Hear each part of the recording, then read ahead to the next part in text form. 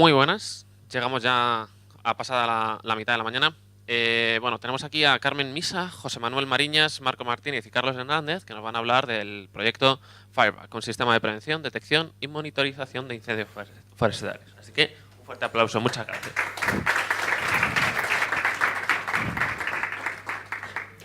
Muy buenas a todos, ¿se me escucha bien? Sí. Vale, perfecto. Yo me llamo Carlos Hernández y estoy aquí junto a mis compañeros de Fireback para hablaros un poco de todo este proyecto que nos hemos metido y en el cual estamos bastante implicados.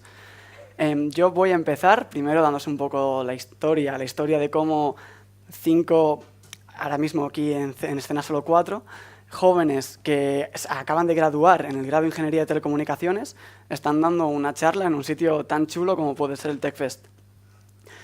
El equipo al completo es este. Como puedes ver, todos jóvenes, sonrientes, graduados en Teleco, haciendo el máster homónimo. Estamos todos o trabajando, o estudiando, o ambas. Y al principio me gustaría comentaros un poco la historia. Porque nosotros empezamos con una asignatura. Todo esto de Fireback empezó por una asignatura de universidad del último cuatrimestre del último año del grado. La asignatura llamada Laboratorio de Proyectos, o LPRO, para abreviar, se trataba de una asignatura en la cual teníamos que coger un proyecto innovador y desarrollarlo hasta el punto de que, para el final del cuatrimestre, teníamos que tener un prototipo funcional. Al principio se nos ocurrieron ideas súper trambólicas. Teníamos ideas de coger unas gafas que harían que los perros lazarillos se convirtiesen obsoletos. También se nos ocurrieron ideas como un pequeño jardín de 1 metro cuadrado completamente automatizado.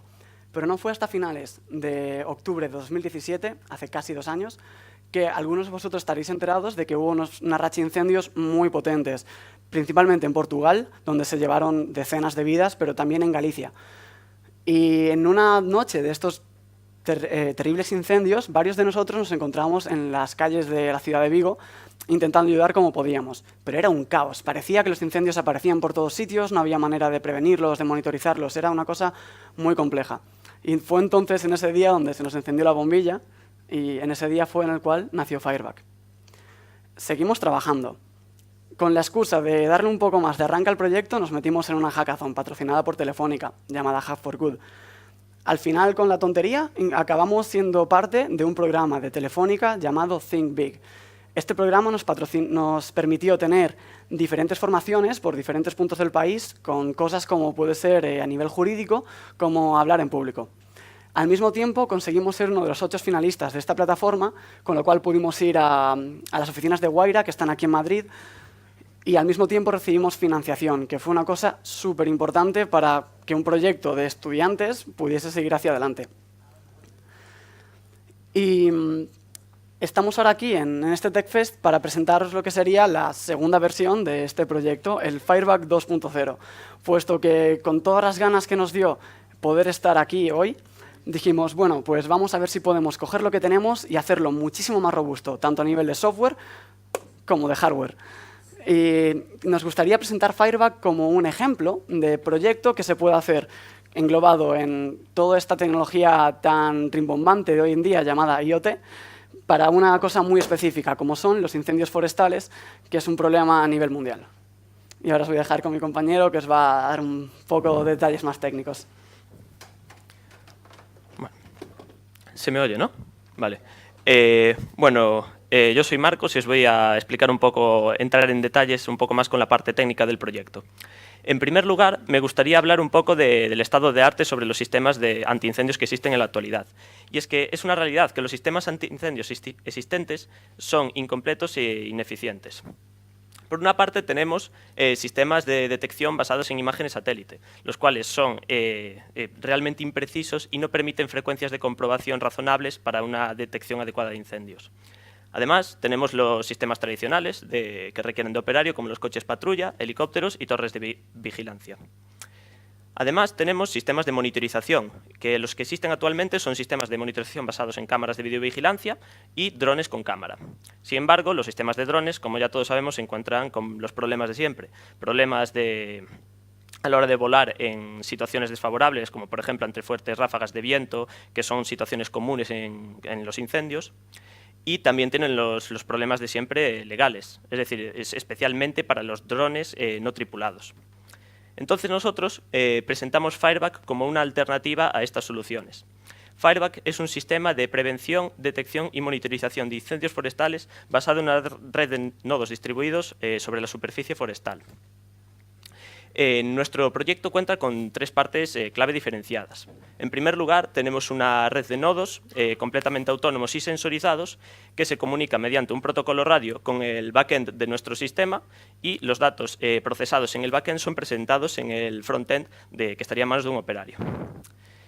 Centrándonos más en la red de Fireback, los nodos de la misma podrían estar situados en estaciones base, en postes y sobre todo, y más interesante, en los propios árboles del bosque. De esta forma, el área geográfica quedaría distribuida en sectores de 1 kilómetro cuadrado que podrían estar, en los cuales podría haber uno o más nodos si deseamos tener cierta redundancia por sector. Bueno, y ahora ya metiéndonos más en el tema hardware del nodo, que es el que tengo aquí en mano. Los nodos como núcleo tienen una Raspberry Pi 0 modelo WH. Hemos decidido utilizar una Raspberry porque por el abanico de posibilidades que nos permite por el tema de poder meterle un sistema operativo Linux. Y además hemos elegido el modelo 0 frente a otros modelos de Raspberry, por supuesto, porque tiene un consumo muchísimo más reducido. Además, la Raspberry va acompañada de un real-time clock llamado WiTiPi 2, que simplemente es un módulo que nos permite programar el arranque automático de la Raspberry. Por ejemplo, nosotros, una vez que la Raspberry se va a dormir, si queremos que se despierte, por ejemplo, en 5 horas, pues lo programamos para que se despierte en 5 horas y ya mientras la Raspberry está durmiendo, se queda simplemente el módulo WiTiPi corriendo el real-time clock, que se mantiene con una pila que iría aquí y que puede llegar a durar hasta 8 años. Por supuesto, los nodos estarán completamente sensorizados, como ya he mencionado anteriormente, y contarán en primer lugar con un sensor de temperatura, presión y humedad, con un sensor de partículas suspendidas que miden las PM10 y PM2,5, que son las partículas de menos de 10 y 2,5 micras respectivamente, que nos sirven para monitorizar la calidad del aire, puesto que en una situación de incendio, especialmente las partículas suspendidas de menos de 2,5 micras son muy perjudiciales para la salud y podría ser útil para dar alertas de evacuación, etcétera, etcétera, ¿no? A continuación tenemos una cámara en espectro visible de 5 megapíxeles gran angular, que más adelante explicaremos para qué es, y un anemómetro más veleta que hemos diseñado el equipo de Fireback en impresión 3D. Y bueno, como ya he mencionado antes, los nodos tienen que ser completamente autónomos. Por lo tanto, se han dotado de batería y panel solar. Sin embargo, el tema de la batería sí, pero el panel solar es algo que no tenemos completamente solucionado. Por eso veis que en el prototipo pues, aún no tenemos el panel solar, pero bueno, es cuestión de tiempo que en un par de semanas lo deberíamos tener.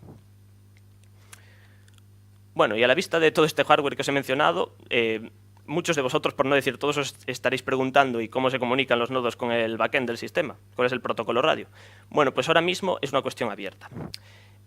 Como os ha comentado antes mi compañero Carlos, hicimos una primera versión del proyecto para el marco de la asignatura de laboratorio de proyectos.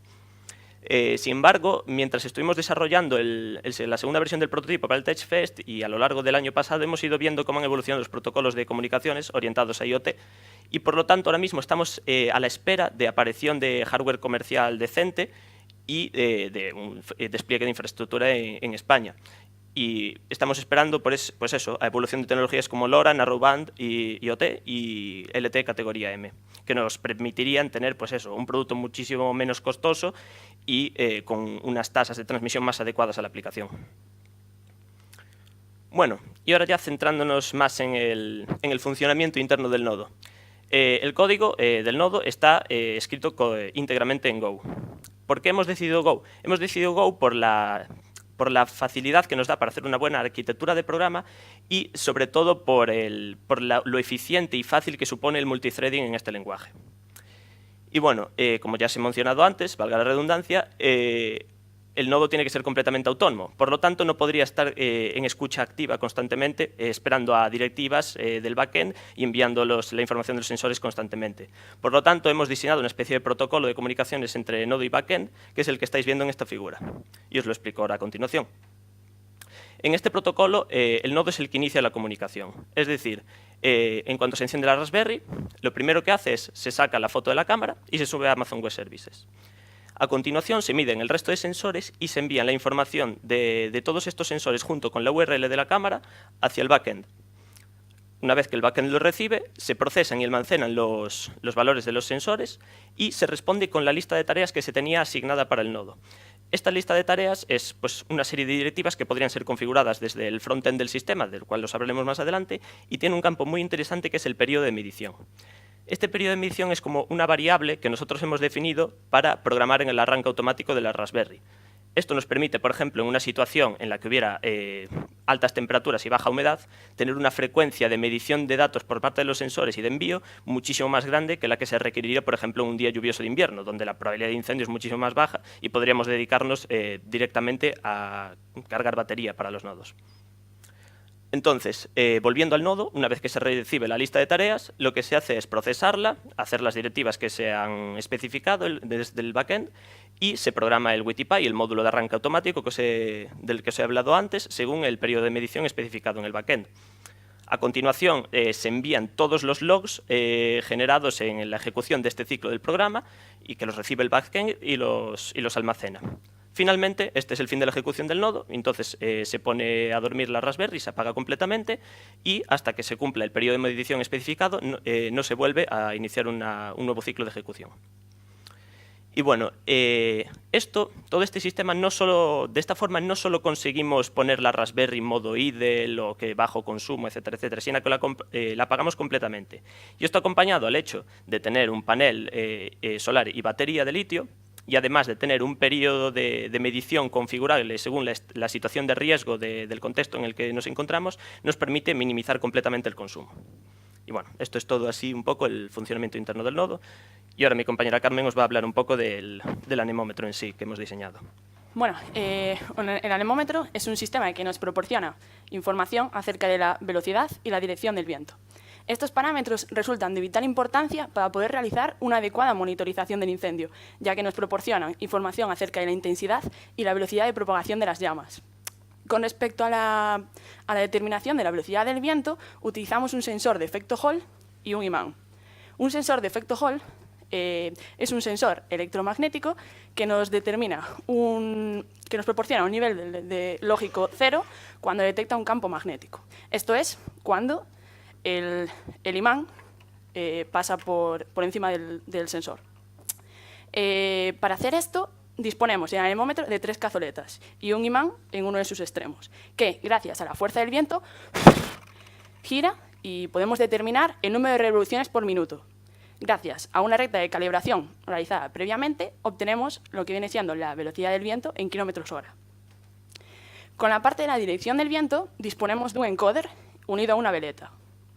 La velocidad del viento proporciona un giro en lo que viene siendo nuestra veleta y gracias al encoder de 16 posiciones que disponemos, nos proporciona una precisión de 22,5 grados. Cuando instalemos el nodo, determinaríamos la posición de 0 grados del encoder con respecto al norte geográfico. De esta forma, sabríamos la dirección de propagación del incendio en referencia al norte geográfico. Vale. Estas variables del viento, lo adecuado es medirlas a 10 metros de altura. Sin embargo, las variables de temperatura, humedad y presión, lo aconsejable es medirlo a menos de 2 metros de altura. Esto suponía un problema para nuestro sistema, ya que tendríamos que disponer de un engorroso cableado y que no es viable. Por eso hemos dispuesto en los sistemas de comunicación Bluetooth de bajo consumo. Vale. Con respecto al nodo, ambos sistemas han sido impresos en 3D con PLA y la caja, a pesar de que es un prototipo, ya la hemos pensado con visión de futuro de cara a cumplir las normativas y las especificaciones IP66. Pensar que este sistema va a estar a la intemperie, va a estar en una superficie forestal y tenemos lo que viene siendo la intrusión de agua, de polvo e incluso insectos. Entonces, hemos dispuesto la caja de la forma más eficiente posible con todos los componentes, como podéis ver ahí, pero a mayores hemos dejado todo el espacio necesario para poder aislar adecuadamente con un pegamento y así poder cumplir todas las especificaciones que requiere para que no haya ninguna intrusión de nada. También disponemos de lo que vienen siendo unos raíles para poder tapar adecuadamente y aislar lo que viene siendo el sensor de temperaturas de humedad Y también proteger lo que viene siendo la entrada de aire del sensor de partículas suspendidas, ya que en época de polinización el polen podría taparnos y obstaculizarnos este sistema y tendríamos mediciones erróneas. Ahora mi compañero os va a explicar cómo es la estructura del backend y del frontend. Bueno, hola, vale. Yo me llamo José Mariñas, me ocupé de la estructura de backend y de frontend, que bueno, no es aquí por fardar, pero a mí me parece la más guay. Entonces, a ver, no vamos a desmerecer. Al igual que el código del nodo, está hecho íntegramente en Go. Es una estructura de microservicios. Esto lo pensamos un poco para que sea escalable de cara a un futuro, porque ahora eso, tenemos 4 nodos, de cara a un futuro, pues no sé, si tenemos 3000 y hacemos algo monolítico, pues chungo.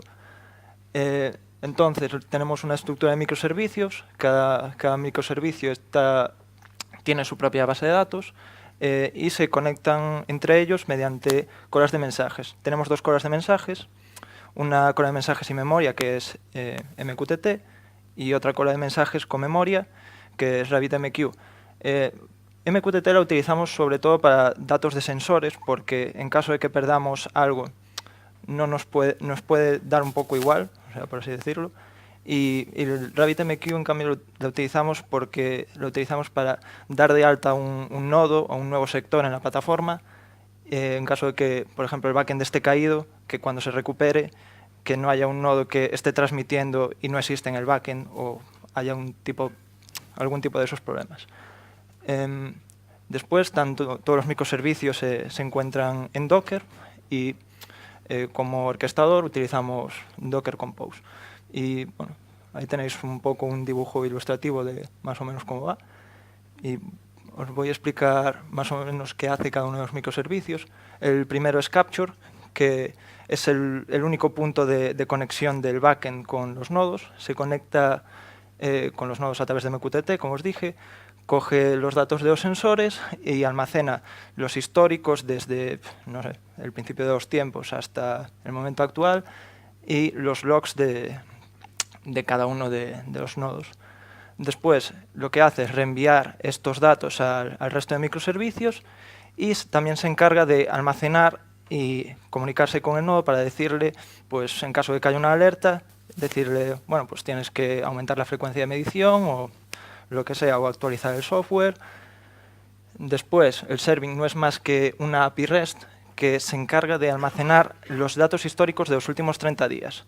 Decidimos separar los últimos 30 días del resto de datos para tener como una API de acceso rápido.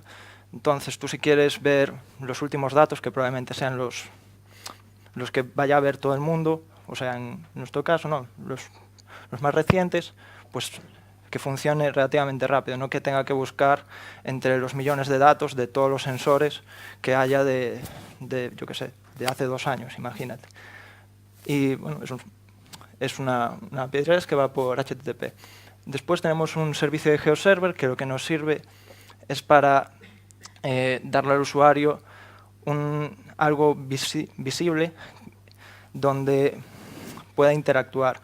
Lo que hace, cómo funciona GeoServer, es que tiene como una serie de capas. Entonces nosotros utilizamos una capa base de OpenStreetMaps, después le ponemos por encima una capa de GeoJSON que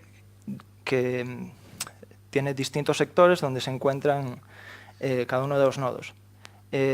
Después, en función de las últimas medidas, esta capa de GeoJSON cambia tanto el fondo del color para que sea visual, o pone los datos encima del sector. Después tenemos el microservicio de processing, en el que se calculan unos índices de riesgo, que os explicará mi compañero un poquito más adelante, y también aplica un filtro de mediana a las medidas de viento, que también se explicará un poco más después. También es el que se encarga de generar las alertas, que harán que el nodo mida con mayor o menor frecuencia, y estas alertas también se verán en lo que viene a ser el frontend. Por último, tenemos una red neuronal que lo que hace es coge la imagen de AWS, la pasa, la procesa y genera una alerta de, bueno, este nodo detectó fuego, detectó humo, lo que sea. Y esto después es visible en nuestro frontend. Y quiero saber un poco del frontend. Está desarrollado con Nuxt, que no es más que un framework de Vue. Y utilizamos Beautify para ponerlo algo bonito, por así decirlo, que es una librería de componentes. Para mostrar el mapa, simplemente utilizamos un plugin de Leaflet que hay para Vue, y para los datos históricos los mostramos en una gráfica, y para esto utilizamos la librería HighCharts. Y ahora voy a pasar a haceros una pequeña demo, que suele ser esta cosa que digas, nunca hagas demos, pues a lo loco.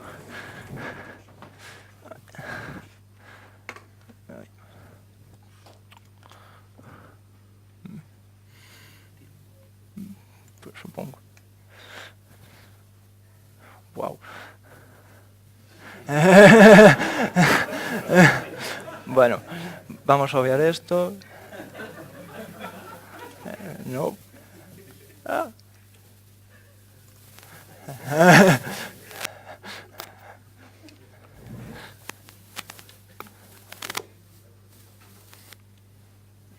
Joder. Por esto dicen que no hagas demos en directo. No sé. No. Probablemente vayan a utilizar los dos. Ya. ¿Va? ¿No va? Sí. A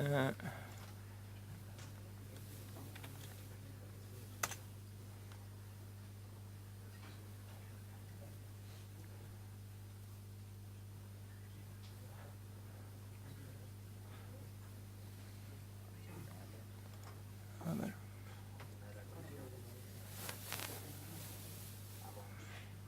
Vale.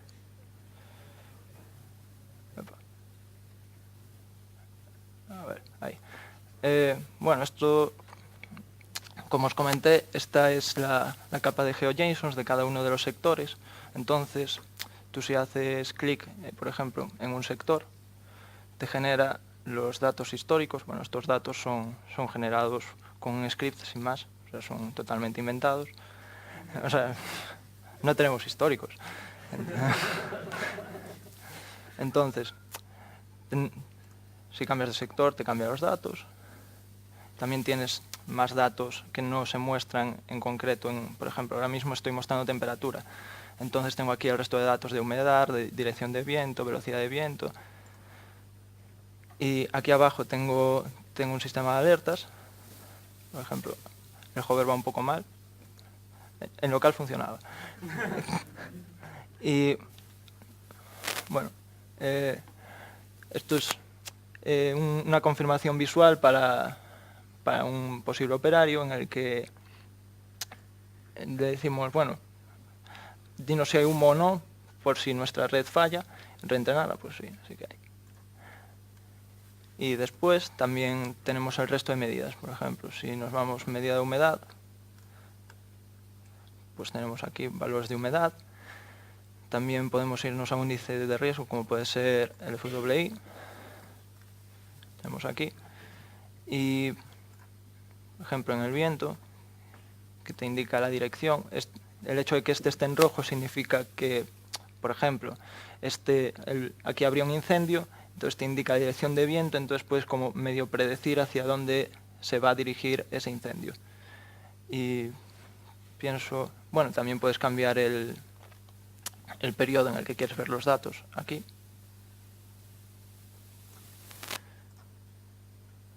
Y pienso que con esto ya está, así que doy paso a Carlos para... Estaba aquí, yes. Arriba, modo pantalla completa. Perfecto. Buenas. Yo ahora me voy a mojar un poco, que no es mi parte favorita, pero voy a meterme en el lado técnico. Todos estos índices de riesgo que habéis escuchado ya 2 o 3 veces a lo largo de la presentación, os preguntaréis qué indican y de qué riesgo estamos hablando.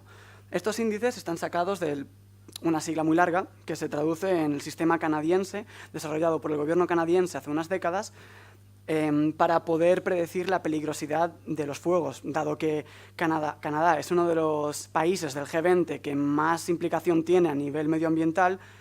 Sus investigadores desarrollaron modelos matemáticos para poder predecir diferentes cosas, como por ejemplo, dos de los más importantes son el FFMC, que lo que nos dice es la probabilidad de ignición de que si ocurriese una chispa en uno de los sectores, que eso desencadenase un incendio. Un problema que tiene este índice es que, tristemente, la mayor parte de los incendios están provocados por el hombre. Entonces, no podemos predecir si una persona va a ir a quemar una zona. Pero sí que tenemos índices como el Fire Weather Index, el que muestro en pantalla, que lo que nos dice es la intensidad de un posible incendio. En el caso de que hubiese un incendio, si el FWI es muy bajo, seguramente será un incendio que se apague por sí solo, que no haya que preocuparse, no habrá que movilizar a toda una brigada. Pero si es muy alto, seguramente acabe siendo una vorágine de fuego que acabe incendiando sectores adyacentes y es algo que hay que tener muy en cuenta. Los índices son súper importantes a la hora de la predicción, debido a que si los brigadistas o los operarios del sistema pueden ver que los índices indican que es muy peligroso un sector en concreto, pueden estar más atentos a ese sector.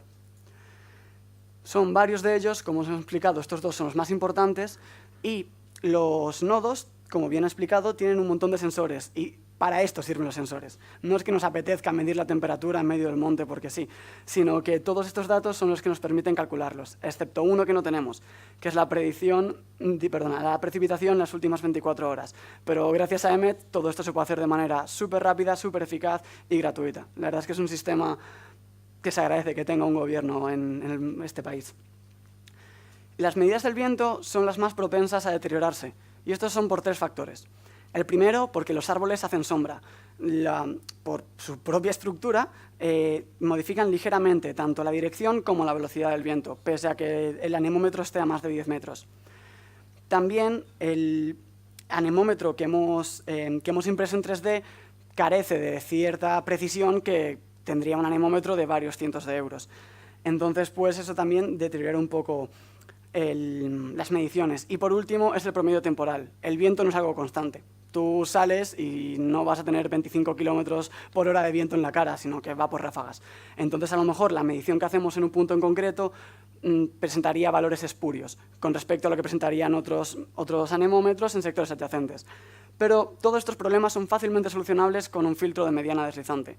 Cogemos un sector y simplemente vamos promediando con los sectores adyacentes. Y como se puede ver en este ejemplo que hemos puesto con nuestro querido MATLAB, tenemos un montón de valores espurios, pero que acaban siendo filtrados para una versión mucho más realista de lo que acaban siendo las mediciones. Y por último, para acabar ya esta presentación, me gustaría explicar lo que está aportando Fireback en todo esto, porque casi todo lo que hacemos ya se hacían por sistemas tradicionales, pero lo que aporta Fireback es que junta lo que normalmente harían varios sistemas en uno solo, portable y barato. Principalmente la prevención. Gracias a estos índices de riesgo canadienses conseguimos poder dar datos útiles y podemos hacer que se ahorre tiempo. Al final, lo que consigue Fireback es tiempo, puesto que también con la detección temprana, gracias a la red neuronal, lo que estamos consiguiendo es poder detectar un fuego en su etapa más temprana. Y por ende conseguimos que, si de verdad ocurre un incendio, los brigadistas antiincendios puedan movilizarse de la manera más rápida posible, salvando tanto fauna como flora. Y por último, la monitorización. Gracias al anemómetro podemos ver la dirección del viento y, como bien os hemos mostrado en la plataforma web, se puede intuir de una manera bastante realista hacia dónde se propagarían estas llamas. Esto permitiría a los brigadistas antiincendios poder poner barreras de contención de la manera más eficaz y, sobre todo, segura posible. Y hasta aquí ha sido todo. Estamos seguros que tendréis preguntas debido a que esto parece como una cosa muy grande y que está abarcando un montón de problemas, así que nos estaríamos encantados de poder resolver a cualquiera de vuestras preguntas. Muchísimas gracias.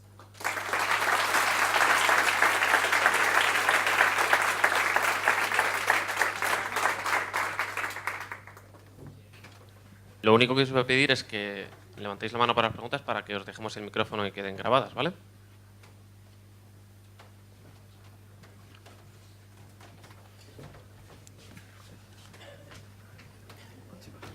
Buenas. Nada, simplemente preguntar. Entiendo que el nodo no está todo el tiempo activo en cierto momento está dormido. Entiendo que envía toda la información de las mediciones de todos los sensores al backend, luego recibe las directivas, procesa lo que tenga que hacer y luego queda dormido.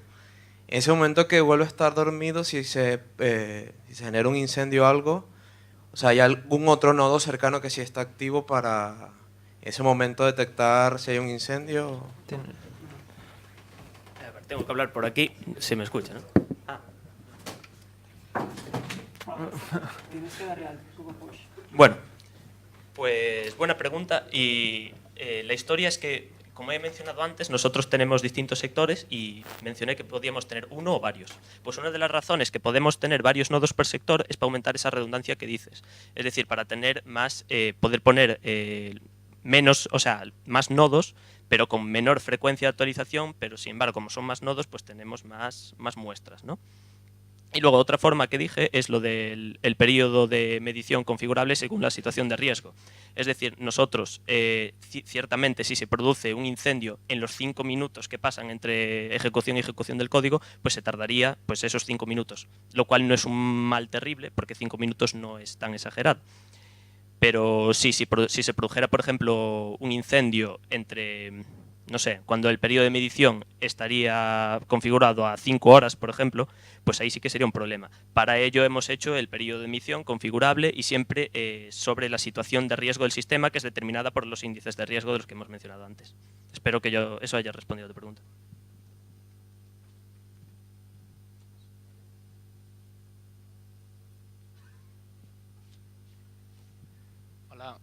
Hola. Bueno, primero muchas gracias por la charla y enhorabuena, me parece muy interesante. Os quería preguntar si habéis pensado en la escalabilidad, porque me imagino que el nodo estará trabajando las 24 horas del día, y quería preguntar cuánta información genera durante ese día en tamaño y luego cuánta información se almacena en el servidor.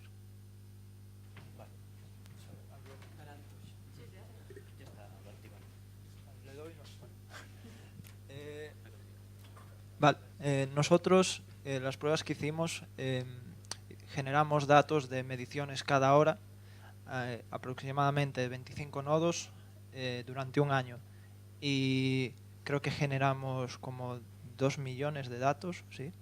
Y ocuparon sobre 260 megas, no mucho más o menos. No sé si eso es. Y lo de la escalabilidad, por eso lo distribuimos así un poco en microservicios para... Bueno, es que me está soplando aquí todo.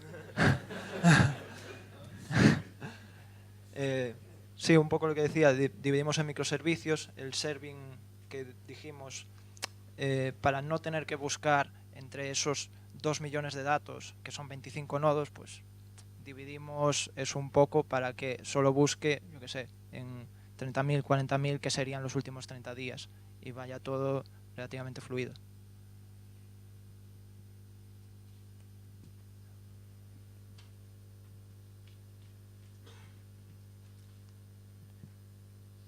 Hola, buenas. Muchas gracias por la charla y mi pregunta iba si habéis pensado, bueno, dos preguntas, si habéis pensado en monitorizar también el estado de la batería. Sí. Y habéis comentado la tecnología LoRa que la utilizáis, si lo podíais desarrollar un poquito más, o porque habéis elegido esa tecnología, o si habéis tenido en cuenta otras distintas variables.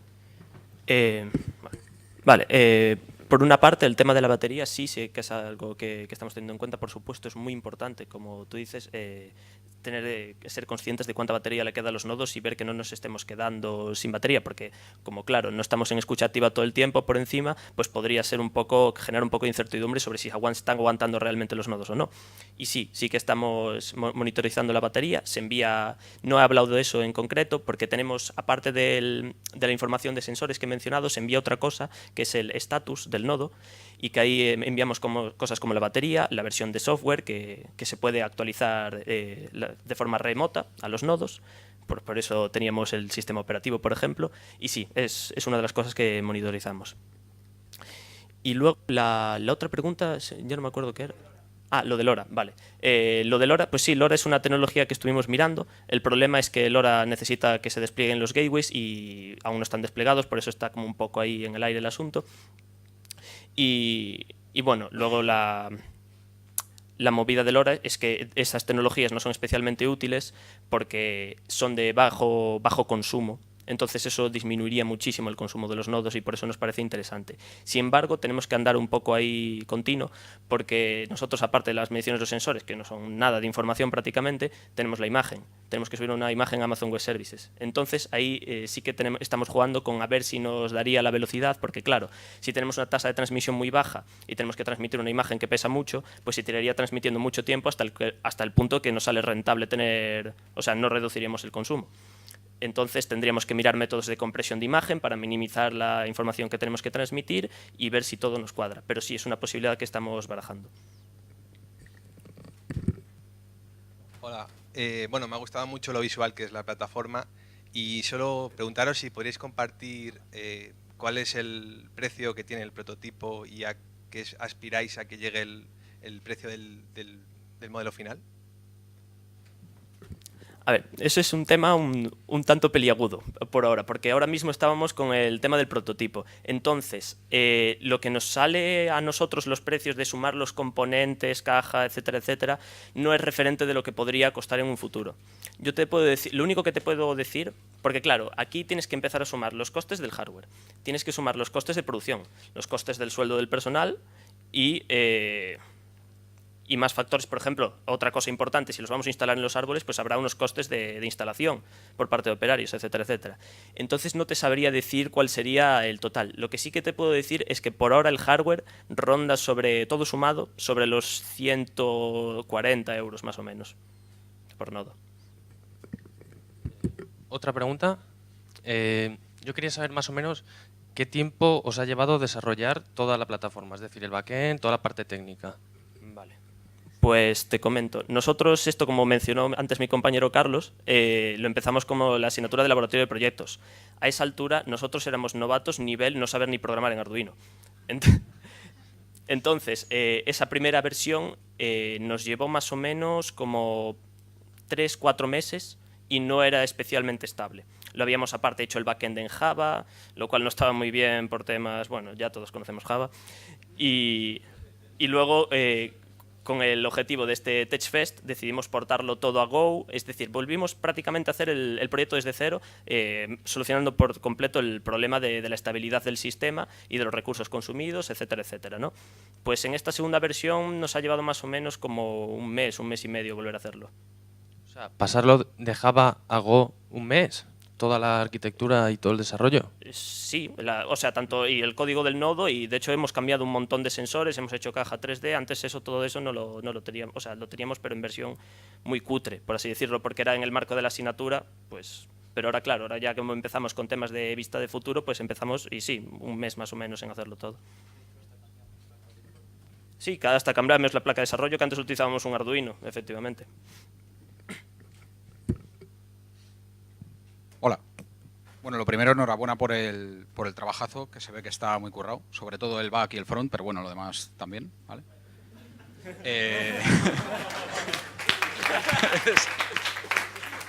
Es coña, ¿vale? Yo quería saber si teníais pensado todos los datos estos que estáis recopilando, hacerlos accesibles a terceras plataformas, bien publicando en un portal de datos abiertos o vía API o de alguna forma. Eso es un punto que estábamos pensando. Teníamos dos vías pensadas para hacerlo. Una, ponerlo en plan público para todo el mundo, y otra parte de poder hacer rentable el sistema desde ese punto. Podríamos vender esos datos para otros intereses, como yo que sé, por ejemplo, para privadas, para monitorización de cultivos, por ejemplo, del estado del terreno, ese tipo de cosas, sí, por supuesto, lo hemos pensado. De esa forma, podríamos, pues lo que te dije, ponerlo público o hacerlo por lo privado para que así podemos decir que podríamos abaratar el coste por nodo y así poder desplegarlo en más lugares. Entonces eso sería un poco barajar, a ver a la hora de que quisiéramos comercializarlo, cómo lo haríamos. Pero sí que lo hemos planteado. Hola. Yo quería plantearos una cosilla. Justo como estabais comentando la dificultad de mandar imágenes y tal, ¿Os habéis planteado el tema del edge computing? Es decir, que tengas a lo mejor una caja que tenga hardware extra, por ejemplo, el Neural Stick de Intel o el cacharro nuevo que ha sacado Google para poder procesar las imágenes directamente ahí y enviar solo fuego o no fuego. No nos lo hemos planteado. La verdad es que me parece una idea bastante interesante. Lo que sí nos habíamos planteado era tener, bueno, pues el sistema de nodos que se comunican con Gateway y se transmite todo, y podríamos tener ahí una pequeña parte de procesado para el tema de la red neuronal. Pero lo que has dicho tú así de producto más comercial, no lo habíamos pensado. Pero sí es una muy buena idea. Muchas gracias.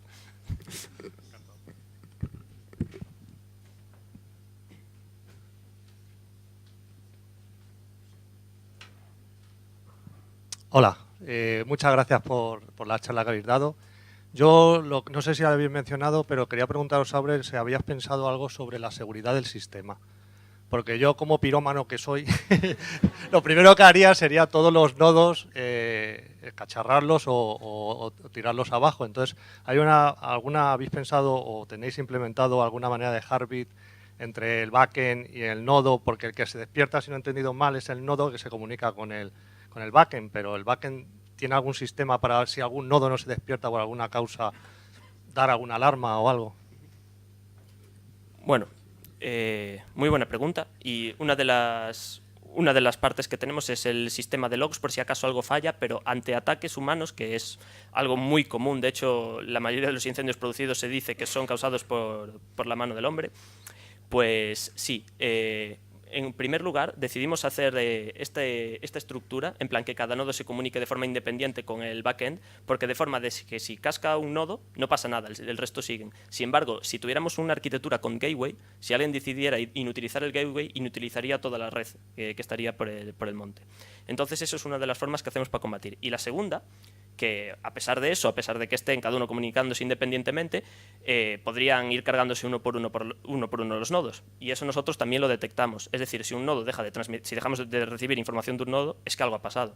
Entonces ponemos ese nodo como inactivo, en plan de que algo ha pasado y hay que ir a revisarlo, sea por causas naturales o sea porque alguien se lo ha cargado. Espero que eso responda a tu pregunta.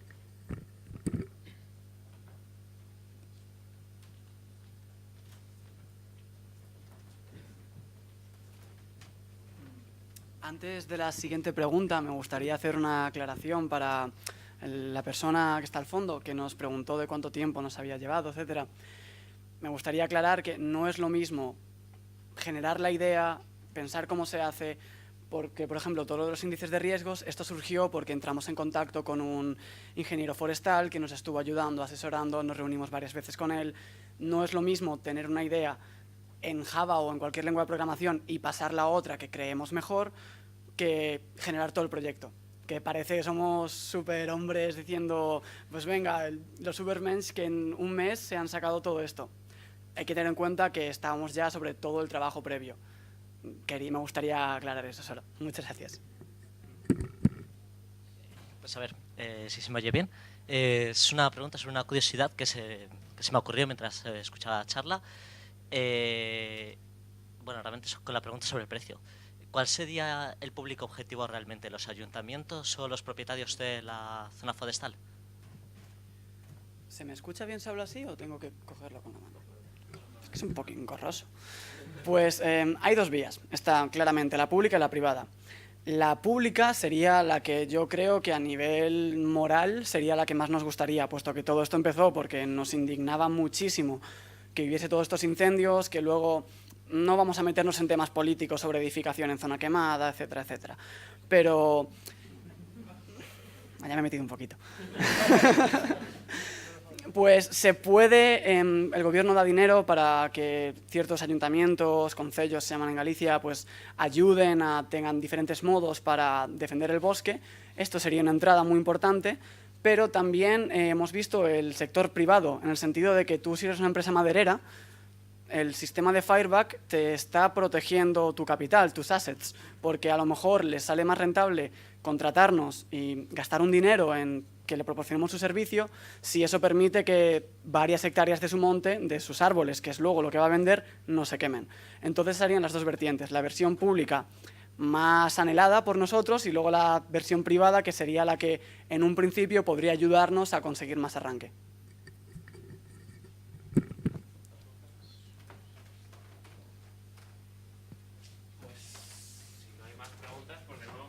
gracias. A vosotros.